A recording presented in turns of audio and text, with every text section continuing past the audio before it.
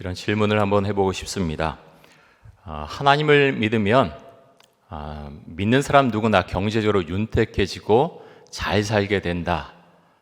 여러분, 만약 이런 전제가 있다면 사람들은 하나님을 잘 믿을까요? 아마 그것이 믿어지면 사람들은 교회로 몰려올 것이고 하나님을 믿는다고 앞다퉈서 말을 하게 될 것입니다. 그런데 사람은 비교하는 존재죠. 다른 사람과 비교했을 때 내가 벌어들인 돈이 적으면 그때에도 하나님을 믿는다고 말할까요? 아마도 하나님을 처음에는 믿는다고 하지만 하나님을 바라보는 것이 아니라 돈을 계속해서 바라볼 가능성이 굉장히 많을 것 같습니다. 여러분, 성경에는 사실 돈에 관련된 내용의 말씀이 굉장히 많습니다. 어떤 경제 전문가는 성경 속에 돈과 관련된 내용이 성경의 내용 중에서 약 20%가 된다, 약 20%가 된다라고 그렇게 분석을 하기도 합니다. 성경에는 물론 하나님을 잘 믿으면 그 사람은 돈을 잘 벌고 잘 산다, 그런 내용의 말씀은 없습니다. 도리어 또 그와 반대로 하나님을 믿으면 다 가난하게 살아야 된다라는 말씀도 없지요. 다음 주간에 추석 연휴가 있습니다. 보통 때면 이제 가족들, 친족들 이제 많이 모여서 왁자지껄하고 또 즐거운 시간을 보낼 텐데 코로나 바이러스 때문에 모이기가 쉽지 않은 상황 가운데 있습니다. 우리가 서로 모이게 되면 여러 가지 이야기를 하지요. 그 중에서 경제에 대한 이야기도 사실 빠지지 않습니다.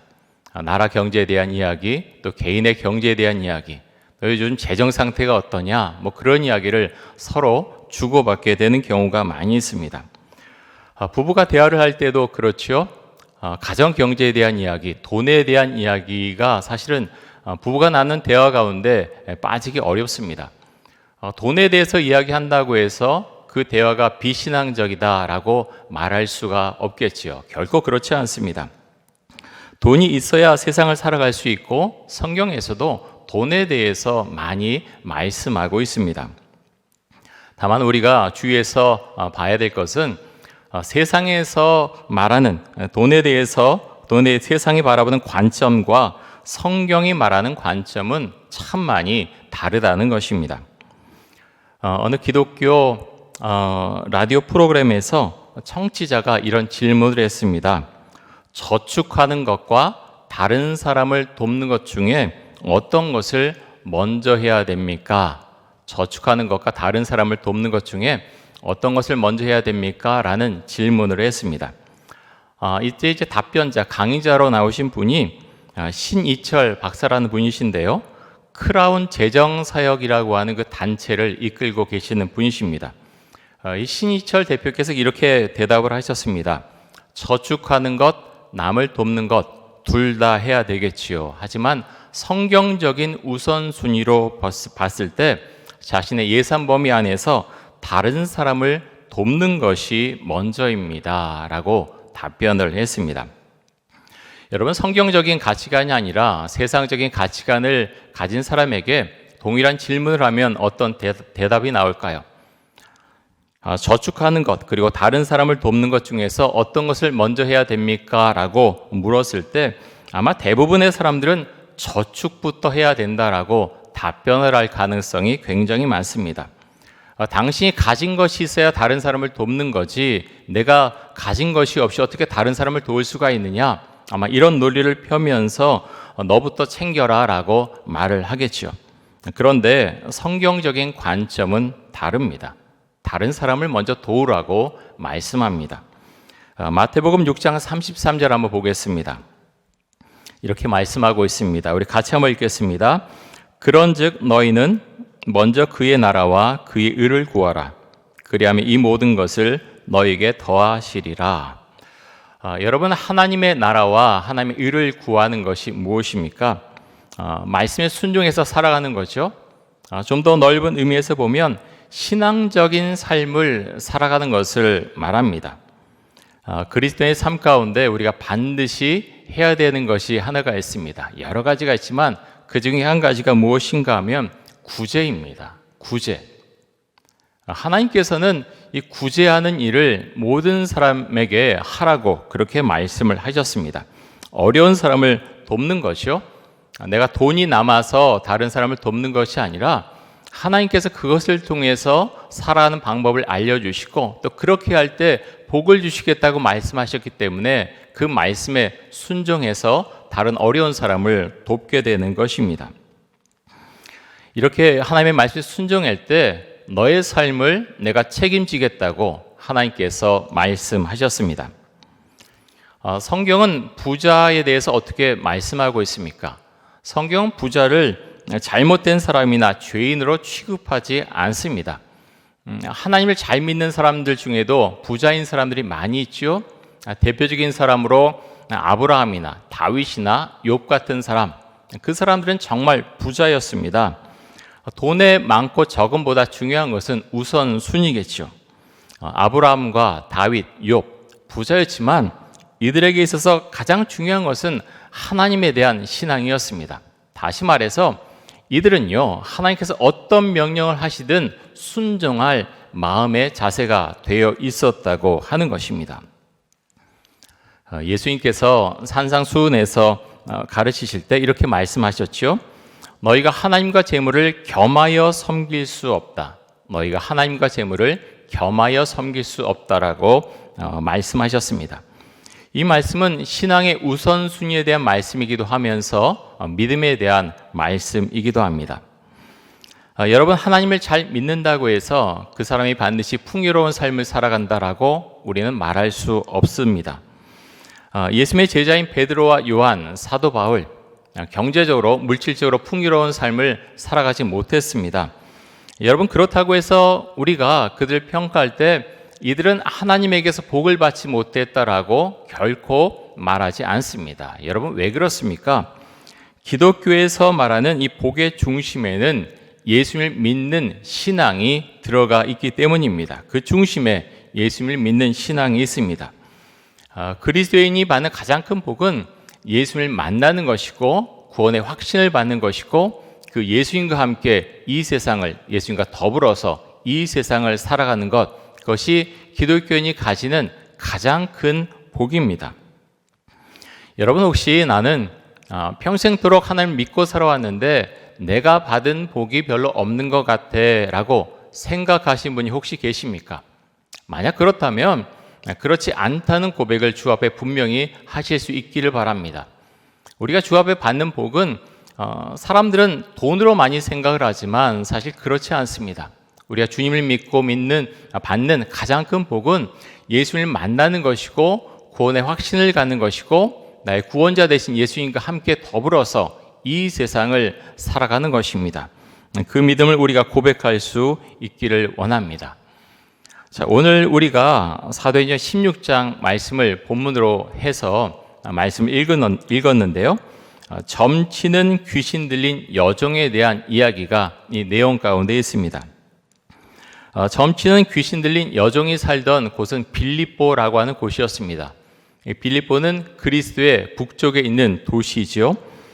바울이 드로아에서 환상을 보게 됩니다. 마게도냐 사람이 나타나서 건너와서 나를 도우라라고 했을 때 그 말씀에 순종해서 이제 마게도냐 지역 유럽 땅으로 건너가게 됩니다. 처음으로 가서 복음을 전한 곳이 빌립보라는 곳이었죠.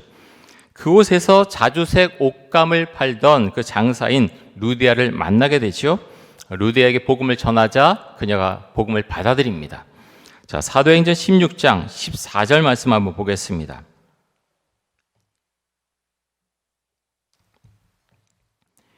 이렇게 말씀합니다. 두아디아시에 있는 자색 옷감 장사로서 하나님을 섬기는 루디아라 하는 한 여자가 말을 듣고 있을 때 주께서 그 마음을 열어 바울의 말을 따르게 하신지라. 여러분, 바울이 복음 전했을 때 루디아가 어떤 태도를 취했습니까? 마음을 열었다. 마음을 열었다라고 말씀합니다. 이것이 얼마나 중요한지 모릅니다. 똑같은 복음을 전해도 마음을 열 때와 마음을 닫을 때 너무나 다르다는 것이죠. 사도행전 19장에 보면 바울이 에베소에 가서 복음을 전하는 장면이 나오는데요. 그곳에는 전혀 다른 내용의 말씀이 나오고 있습니다. 바울이 에베소에 도착해서 회당에 들어갑니다. 석 달 동안 하나님의 말씀을 가르칩니다. 복음이 무엇인지, 왜 예수를 믿어야 되는지 자그마치 석 달 동안 가르쳤다라고 했습니다. 그런데 사람들은 좀 다르게 반응을 합니다. 사도행전 19장 9절입니다. 어떤 사람들은 마음이 굳어 순종하지 않고 무리 앞에서 이도를 비방하거늘 바울이 그들을 떠나 제자들을 따로 세우고 두란노 서원에서 날마다 강론하니라. 자, 석 달 동안 말씀을 가르쳤는데요. 사람들이 어떻게 반응합니까? 도리어 마음이 굳어졌다라고 말씀합니다. 순종하지 않고 무리 앞에서 기독교, 예수 믿는 사람들, 그 예수교, 기독교를 비방했다라고 말씀합니다. 여러분, 똑같은 말씀이 선포돼도 어떤 사람은 그 말씀을 받아들이지만 어떤 사람은 말씀을 받아들이지 않죠. 우리 가족들, 우리 친구들, 우리 친지들 만날 때도 마찬가지죠. 어떤 사람은 복음에 대해서 조금만 설명해도 그 말씀을 받아들이지만 어떤 사람은 오랜 기간 동안 그 말씀을 설명하고 온갖 정성을 다 기울여도 도리어 그 사도행전 19장에 나온 에베소 사람들처럼 마음을 더 닫고서 그리고 도리어 기독교를 비방하는 그런 경우들도 있을 수 있습니다. 여러분, 복음을 전하는 것 우리가 당연히 해야 될 일이지만 그 사람의 마음 가운데 복음을 심어주시고 또 구원의 고백을 하게 하시는 분은 성령님이심을 우리가 주 앞에 고백할 수 있길 원합니다. 우리는 우리가 할 수 있는 부분들을 하는 것이죠. 오늘 우리가 사도행전 16장 말씀을 봤는데요. 귀신 들린 여종, 이 귀신 들린 여종은 그의 주인에게 큰 돈을 벌어다 주는 여종이었습니다. 그런데 여러분, 이런 일은 정상적인 사람이 할 수 있는 일은 아니죠. 오늘 말씀해 봐도 이 여자가 귀신 들렸기 때문에 이렇게 예언할 수 있었다, 점을 볼 수 있었다라고 말씀하고 있습니다. 그런데 바울이 이 여종에게서 귀신을 쫓아버리지요. 여러분, 그래서 어떤 일이 일어납니까? 귀신 들렸던 여종은 귀신이 나가자 더 이상 점을 칠 수 없었습니다. 돈을 벌 수 없었지요. 그래서 여종의 주인이 어떤 행동을 취합니까? 사람들을 선동합니다. 그래서 바울과 실라를 붙잡지요. 그리고 바울과 실라를 관리들에게 끌고 가서 고발을 합니다. 여러분, 그런데 이 여종의 주인이 또 여러 사람들이 바울과 실라를 고발한 이유가 무엇입니까? 사도행전 16장 19절에서 21절에 보면 이렇게 말씀하고 있습니다.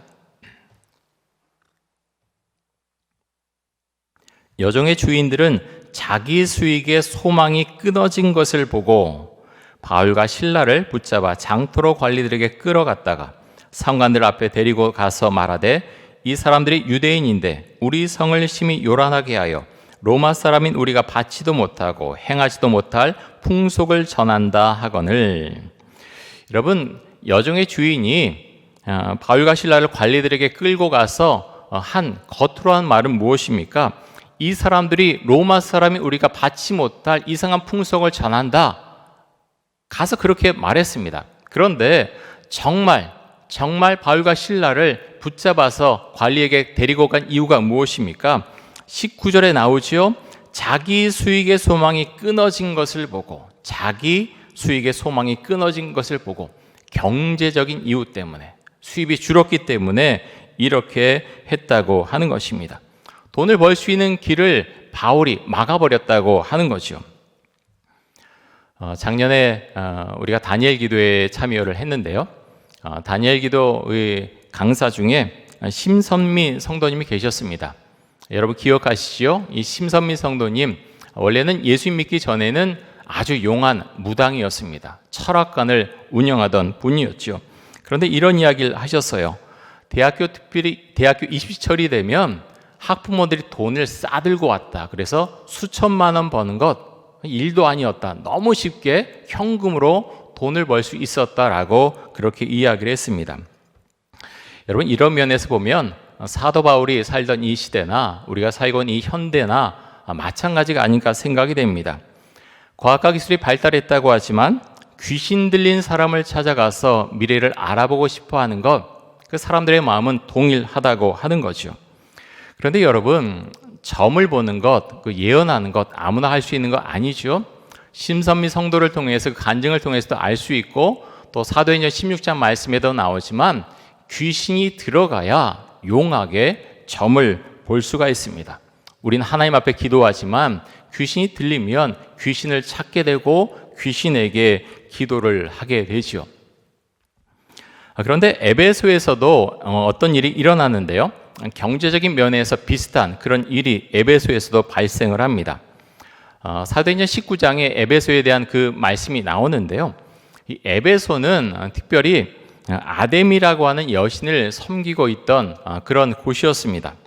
이 아데미는 아르테미스 여신을 말합니다. 아르테미스 여신, 사냥의 여신이기도 하고 순결과 출산의 여신이기도 합니다. 그런데 에베소 사람들이 이 아데미 여신을 섬길 때 아데미의 신상 모형을 아주 많이 만들어서 또 사람들에게 판매를 했습니다. 그리고 이런 신상 모형을 만들고 파는 일로 인해서 경제적인 풍요를 누리는 사람들이 많이 있었다고 했습니다. 그런데 바울이 얼마나 열심히 복음을 전했던지 바울이 전한 복음으로 인해서 사람들이 이 아데미 여신의 신상을 사는 것, 정말 많은 사람들이 사지 않았다는 것입니다. 그래서 아데미 신상을 만들던 사람들 중에 데메드리오라고 하는 사람이 있는데 이 사람이 선동을 해서 소요가 일어납니다. 소요 중에 사람들이 이렇게 외칩니다. 에베소 사람의 아데미가 크다. 에베소 사람의 아데미가 크다라고 그렇게 외치면서 소요를 일으킵니다. 겉으로 보면 아데미를 향한 신앙의 표현처럼 보입니다. 하지만 이들이 소요를 일으킨 가장 주요한 이유는 아데미에 대한 신앙이 아니라 경제적인 이유 때문이었습니다. 자신들의 수입이 많이 줄어들었기 때문에 소요를 일으켰다고 하는 것이죠. 여러분, 우리는 지금 코로나 바이러스가 창궐한 이 시대를 살아가고 있습니다. 코로나 바이러스가 이렇게 우리의 삶 가운데 들어왔을 때 많은 사람들이 경제적인 고통을 호소하고 있습니다. 재정 문제, 우리에게 정말 중요합니다. 돈이 있어야 사업도 할 수 있고 돈이 있어야 가정도 꾸려 나갈 수 있습니다. 재정 문제는 우리가 소홀히 여길 수 있는 문제가 아니죠. 재정이 우리 삶 가운데 정말 중요한 부분을 차지하고 있는데 참 그런 생각을 해봅니다. 제가 주중에 어떤 강의를 들으면서 그랬고요. 교회에서 재정 문제에 대해서 참 많이 알려주거나 가르치지 않았구나 하는 생각을 많이 했습니다. 여러분, 오늘 설교 제목이 경제적 이익과 신앙입니다. 제가 설교를 준비하면서 책을 통해서 알게 된 분이 아까 말씀드린 신이철 대표라는 분이신데요. 이분이 이 재정에 관련된 걸 사역을 하기 위해서 세운 단체가 크라운 재정사역이라고 하는 곳입니다. 그 홈페이지에 들어가면 이분이 이제 극동방송에서 라디오 프로그램에 출연해서 했던 여러 강의, 그리고 시청자들에 대해서 질문에 답변했던 그 내용들이 많이 올라와 있습니다. 좀 들어가셔서 좀 많이 도움을 받으시면 좋겠습니다. 신희철 대표가 크라운 재정사역이라는 단체를 시작하게 된 계기는 이분이 강의를 하시는 이 교수님이신데요. 크리스천 최고 경영자 과정이라고 하는 강의를 어느 대학에서 했을 때 그때부터 이것을 시작을 하게 되었습니다. 한 번은 세금에 대해서 이제 강의를 했습니다. 그 다음에 소급으로 나눠서 토론하게 한 후에 발표를 하게 했는데요. 수업에 참여해서 토론한 이 소그룹 발표자들이 이런 이야기를 했습니다. 기독교 경영자들인데요.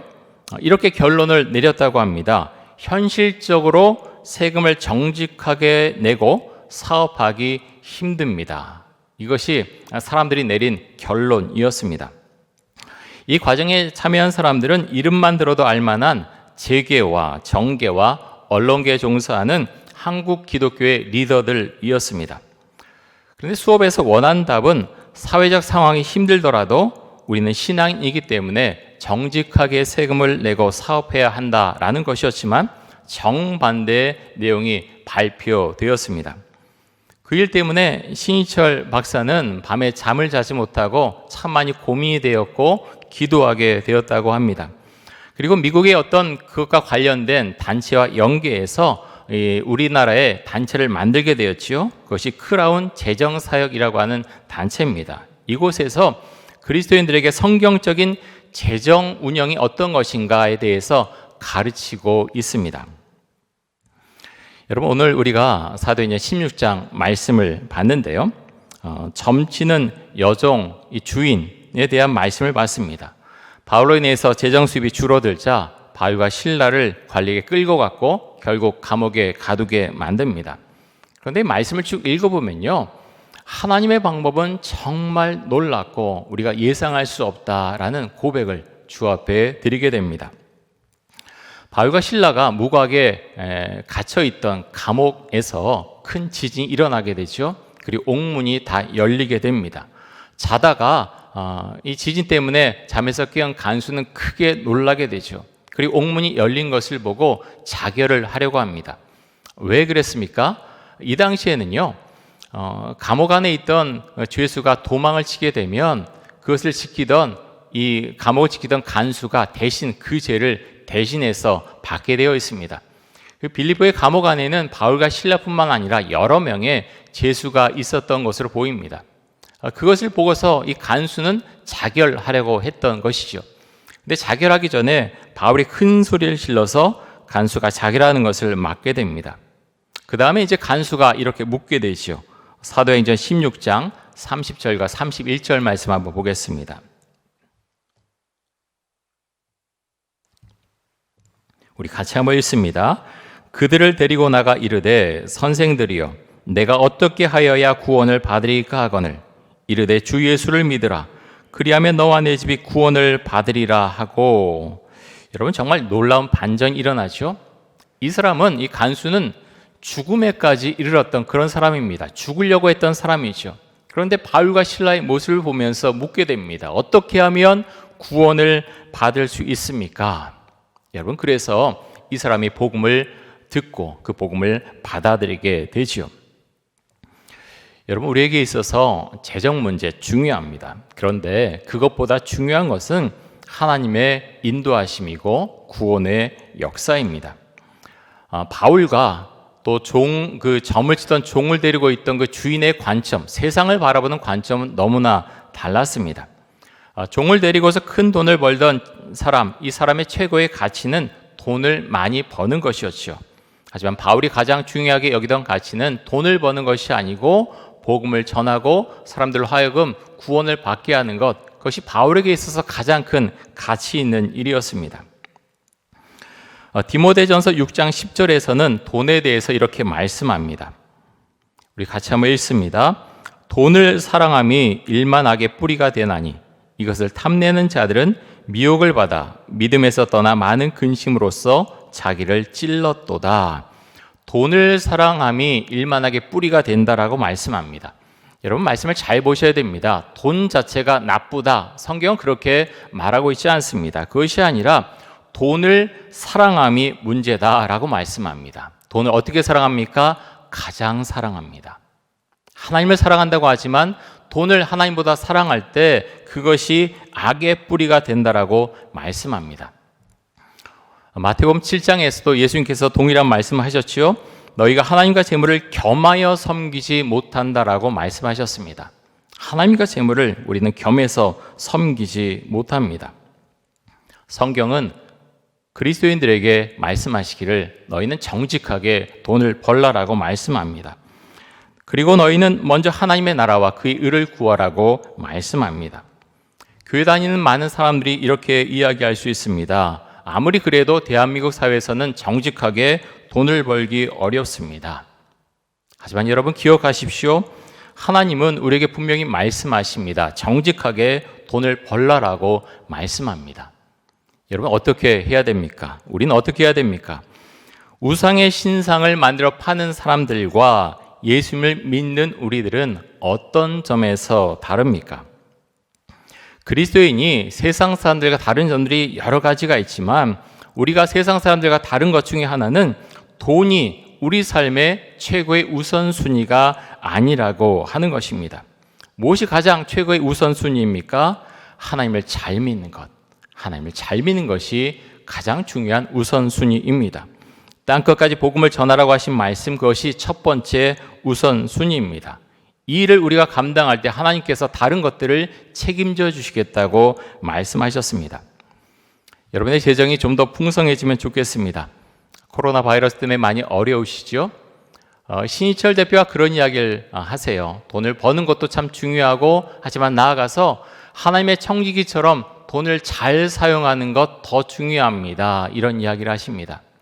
그러면서 가계부를 쓰냐고 또 그렇게 묻기도 하고, 돈을 어떻게 사용하는지 여러분이 정리할 필요가 있다라는 그런 강의도 하십니다. 여러분, 이런 권고들을 우리가 귀 기울여 듣고서 우리의 마음속에 심을 수 있기 원합니다. 하나님께서 우리가 세상을 살아가면서 어떻게 돈을 벌기 원하시는지, 그 벌은 돈을 어떻게 사용하길 원하시는지 주 앞에 기도하면서 그것을 잘 정리하고, 정말 돈에 있어서, 돈을 벌고 사용함에 있어서 하나님 앞에서 온전할 수 있도록 기도하면서 그렇게 돈을 버시고 또 돈을 사용하실 수 있기를 바랍니다. 우리 함께 기도 제목 놓고 함께 기도하겠습니다. 이렇게 함께 기도하면 좋겠습니다. 경제적으로 어려운 시기를 잘 이겨낼 수 있게 하여 주옵소서. 정직하게 돈을 벌게 해주시고, 또 하나님께서 돈을 맡겨주신 청지기처럼 돈을 사용할 수 있는 은혜를 주옵소서. 우리 통성으로 함께 기도하겠습니다.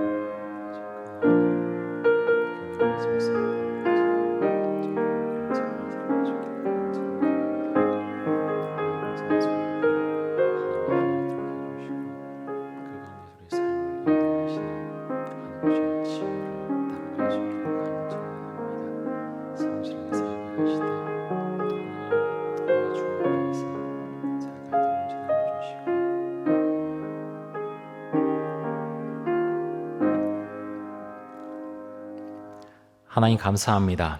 우리가 예수를 믿는 사람들인데 예수를 믿지 않는 사람들과 우리는 어떤 면에서 다릅니까? 하나님, 우리가 이렇게 질문할 수 있게 원합니다. 우리가 대한민국 사회에서 일을 하면서 돈을 벌고 있습니다. 우리가 어떻게 돈을 버는지, 또 벌은 돈을 어떻게 사용하는지 우리가 하나님 앞에 기도하면서 점검해 볼 수 있기를 간절히 원합니다.